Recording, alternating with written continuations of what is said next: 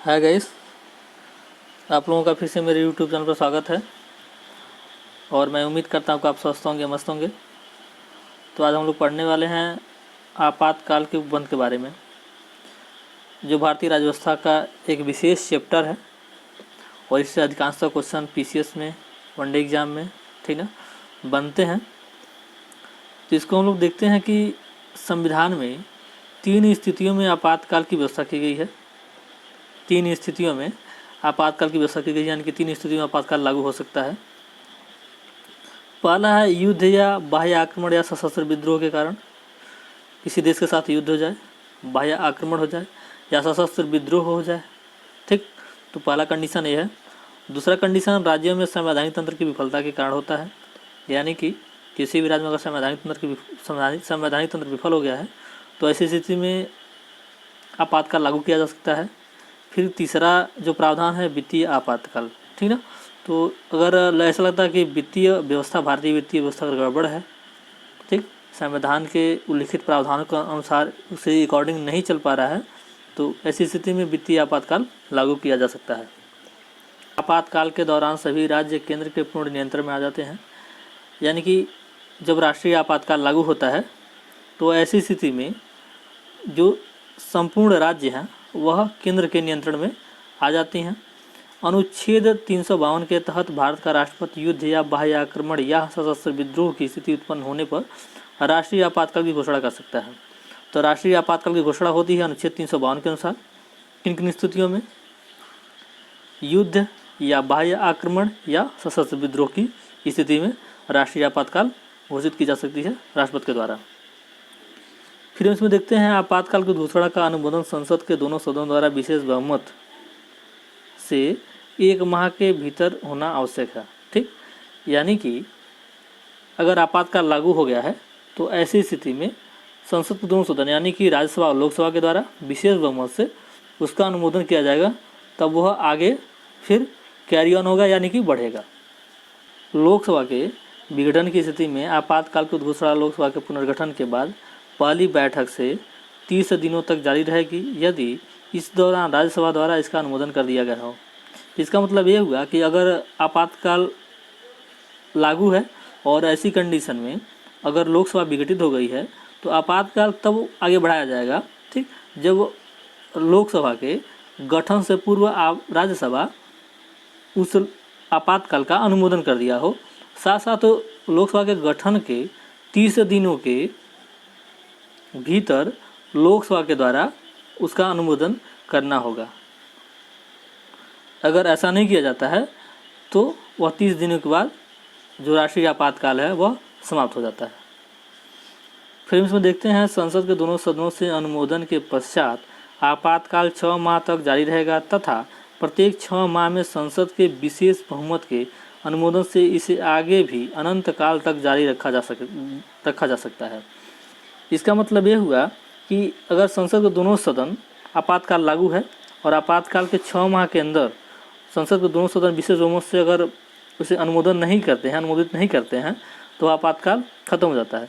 लेकिन अगर प्रत्येक 6 माह के बाद 6 माह के अंदर अगर विशेष बहुमत से दोनों सदन आपातकाल का अनुमोदन कर दें तो ऐसी स्थिति में आपातकाल अनंत काल तक जारी रखा जा सकता है। राष्ट्रीय आपातकाल के दौरान संसद को अनुच्छेद 250 राष्ट्रीय आपातकाल के दौरान संसद को अनुच्छेद 250 के तहत राज्य सूची में वर्णित विषयों पर कानून बनाने का अधिकार प्राप्त हो जाता है। अनुच्छेद 250 के अनुसार क्या है? संसद राज्य सूची में वर्णित जो विषय हैं उन पर कानून बना सकती है राष्ट्रीय आपातकाल के स्थिति में। फिर हम इसमें देखते हैं आपातकाल के दौरान संसद द्वारा राज्य सूची के विषयों पर बनाए गए कानून आपातकाल की समाप्ति के बाद 6 माह तक प्रभावी रहते हैं। आपातकाल के दौरान संसद द्वारा जो राज्य सूची जो विषय जिन विषयों पर जो कानून बनाया जाता है, ऐसी स्थिति में आपातकाल की अगर समाप्ति हो जाती है तो वह 6 माह से अधिक प्रभावी नहीं रहते हैं। फिर हम इसमें देखते हैं आपातकाल के दौरान संसद सत्र न चल रहा हो तो राष्ट्रपति राज्य सूची के विषयों पर भी अध्यादेश जारी कर सकता है। यानी कि कहने का मतलब यह है कि अगर राष्ट्रीय आपातकाल लागू है और उस स्थिति में संसद का सत्र चालू नहीं है, ठीक, तो ऐसी स्थिति में क्या करता है राष्ट्रपति, राज्य सूची के जो विषय हैं उन पर ऐसा लगता है कि बहुत ज़रूरी है, तो ऐसी स्थिति में वह अध्यादेश जारी कर सकता है, जो एक कानून का एक फॉर्मेट होता है या प्रारूप होता है। फिर हम इसमें अगला देखते हैं, अनुच्छेद 354 के अनुसार जब राष्ट्रीय आपातकाल की घोषणा लागू हो तब राष्ट्रपति केंद्र तथा राज्यों के मध्य राजस्वों के संवैधानिक वितरण को संशोधित कर सकता है। अनुच्छेद 354 के अनुसार यह प्रावधान है कि अगर राष्ट्रीय आपातकाल लागू है, ठीक, ऐसी स्थिति में ऐसा लगता है कि राष्ट्रपति को केंद्र और राज्य के बीच जो राजस्व का जो बंटवारा होता है, जैसे हम आज देखते हैं 41% केंद्र के जो राजस्व होता है, जो कर से प्राप्तियां होती हैं, वो 41% राज्यों को दे देता है। तो जो 41% देता है, ऐसी स्थिति में ऐसा लगता है कि राष्ट्रपति को उसमें संशोधन कर दिया जाना चाहिए, तो वह संशोधित कर सकता है। फिर हम इसमें अगला देखते हैं, अनुच्छेद 83(2) के अनुसार राष्ट्रीय आपातकाल की उद्घोषणा के दौरान लोकसभा का कार्यकाल संसद द्वारा विधि बनाकर एक बार में 1 वर्ष के लिए कितनी भी बार बढ़ाया जा सकता है।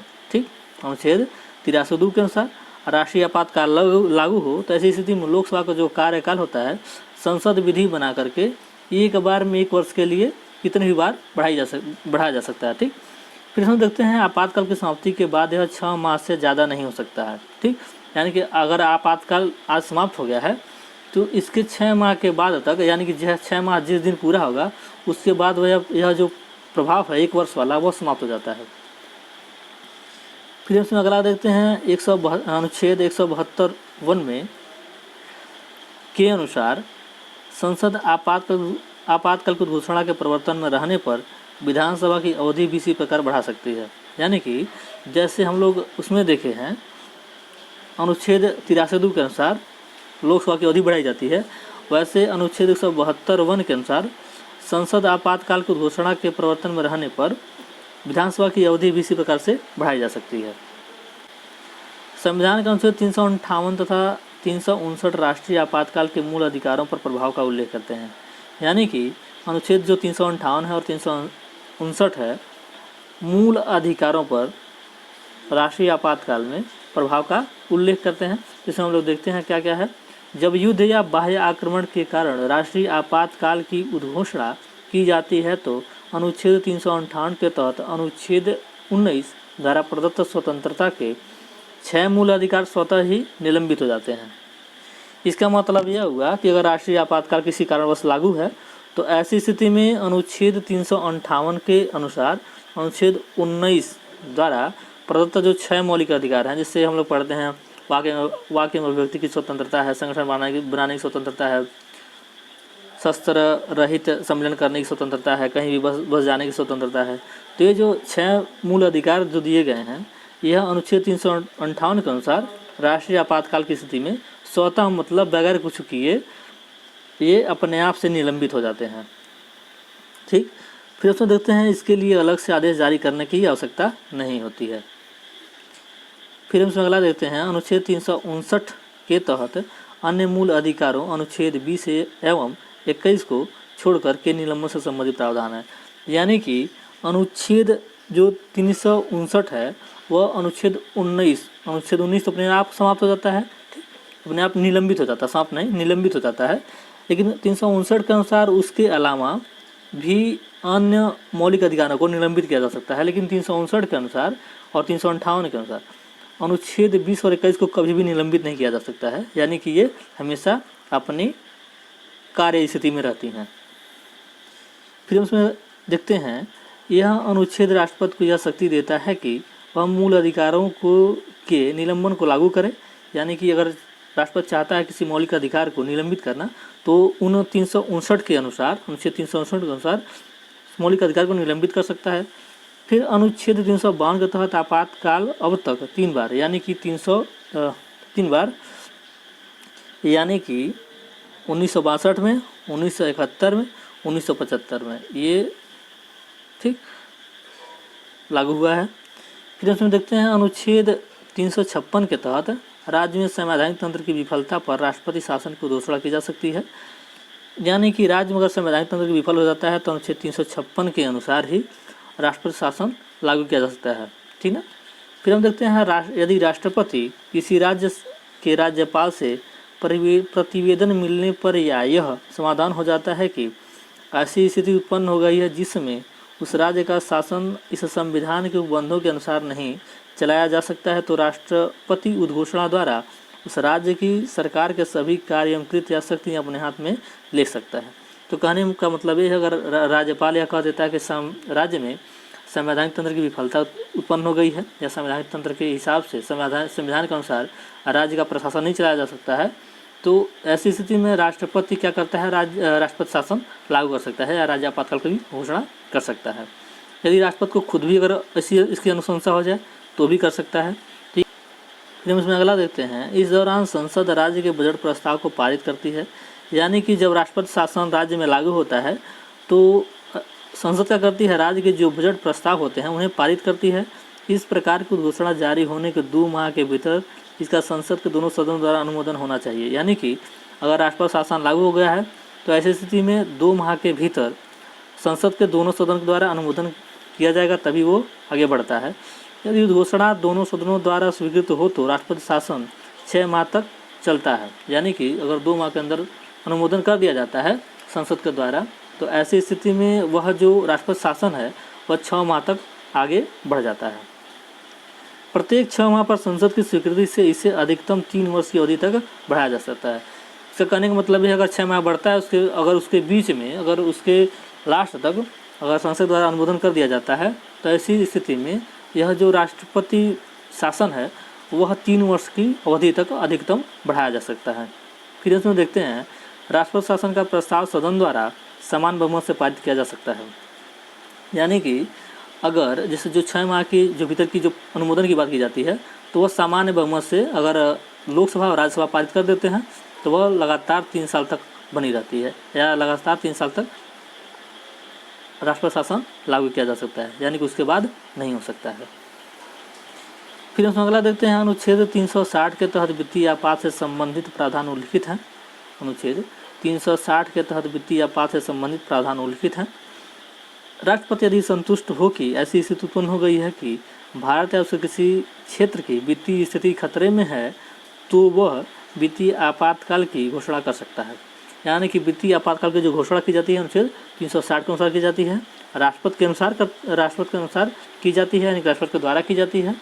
कैसी स्थिति में की जाती है, तो भारत या उसके किसी राज्य क्षेत्र की वित्तीय स्थिति के खतरे में होने पर राष्ट्रीय आपातकाल की घोषणा की जा सकती है।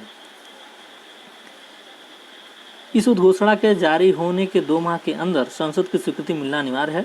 यानी कि अगर राष्ट्रीय वित्तीय आपातकाल लागू है तो ऐसी स्थिति में 2 माह के भीतर संसद के दोनों सदनों द्वारा स्वीकृति यानी कि अनुमोदन किया जाना चाहिए। संसद की समान बहुमत से पारित स्वीकृति के उपरांत वित्तीय आपात अनिश्चित काल तक प्रभावी रहेगा, यानी कि साधारण बहुमत से ही आगे बढ़ाया जा सकता है। साधारण बहुमत के अनुमोदन से ही आगे बढ़ाया जा सकता है। कब तक बढ़ाया जा सकता है, अनिश्चित काल तक, इसकी कोई सीमा नहीं है।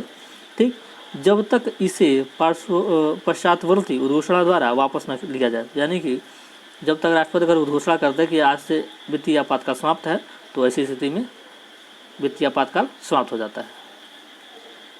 फिर इसमें अगला देखते हैं, वित्तीय आपात की अवधि में राज्य के सभी वित्तीय मामलों पर केंद्र का नियंत्रण हो जाता है। यानी कि राज्य के जितने भी वित्तीय मामले होते हैं उन पे केंद्र का नियंत्रण हो जाता है। हालांकि अभी तक कभी वित्तीय आपातकाल लागू नहीं किया गया है, यानी कि अभी तक वित्तीय आपातकाल लागू नहीं किया गया है। ठीक, KM नामबियार के अनुसार राष्ट्रपति का आपातकालीन अधिकार संविधान के साथ एक क्या है, धोखा है। ठीक, इन्होंने कहा था, KM नामबियार ने कहा था कि आपातकाल का जो प्रावधान है संविधान के साथ एक धोखा है। ठीक, संविधान के अनुच्छेद 352 के आंतरिक अशांति के स्थान पर 44वें संविधान संशोधन 1970 से सशस्त्र विद्रोह से प्रतिस्थापित कर दिया गया है। ठीक ना, इसका मतलब ये है कि अनुच्छेद 352 में आंतरिक अशांति के आधार पर राष्ट्रीय आपातकाल लागू किया जा सकता था। इसी के आधार पर, आंतरिक अशांति के आधार पर ही 1975 में जो इंदिरा गांधी के द्वारा आपातकाल लागू किया गया था, आंतरिक अशांति के आधार पर ही लागू किया गया था। ठीक, तो हुआ क्या, जब जनता पार्टी की सरकार बनी तो 44वां संविधान संशोधन उसमें किया गया 1978 में, और आंतरिक अशांति जो शब्द था उसको खत्म करके उसके स्थान पर सशस्त्र विद्रोह शब्द को रखा गया, प्रतिस्थापित किया गया या स्थापित किया गया। तो अब सशस्त्र विद्रोह की स्थिति में ही राष्ट्रीय आपातकाल की घोषणा की जा सकती है।